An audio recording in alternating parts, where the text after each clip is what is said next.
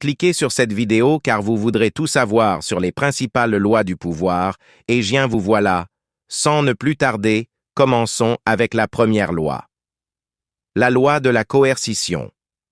Depuis les temps anciens, la coercition a été un outil puissant pour exercer le pouvoir. Des dirigeants ont utilisé la force brute pour maintenir leur autorité, que ce soit à travers des armées, des lois strictes ou des systèmes de répression. Des exemples historiques tels que l'Empire romain et les régimes totalitaires du XXe siècle illustrent comment la coercition peut être utilisée pour imposer la volonté d'un individu ou d'un groupe sur une population.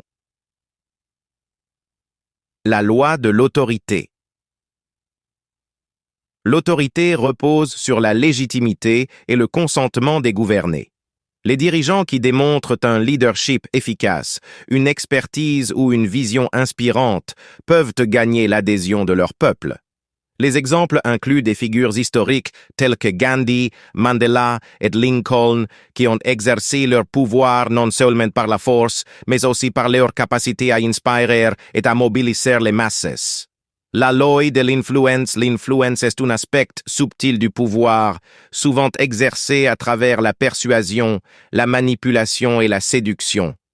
Des leaders politiques, des hommes d'affaires et des personnalités publiques utilisent des stratégies de communication sophistiquées pour influencer les opinions et les comportements des autres.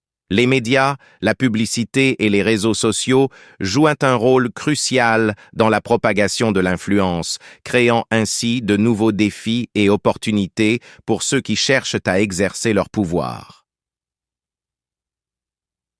La pertinence dans le monde moderne. Bien que ces lois du pouvoir aient évolué au fil du temps, elles restent fondamentales pour comprendre les dynamiques politiques et sociales contemporaines. Dans un monde où les gouvernements, les entreprises et les organisations cherchent à maximiser leur influence et leur autorité, la compréhension de ces principes est essentielle pour naviguer efficacement dans les structures de pouvoir complexes de notre époque. En explorant ces lois du pouvoir à travers l'histoire et la politique contemporaine, nous pouvons mieux comprendre les mécanismes qui façonnent nos sociétés et envisager des moyens de les utiliser de manière éthique et constructive pour les biens communs.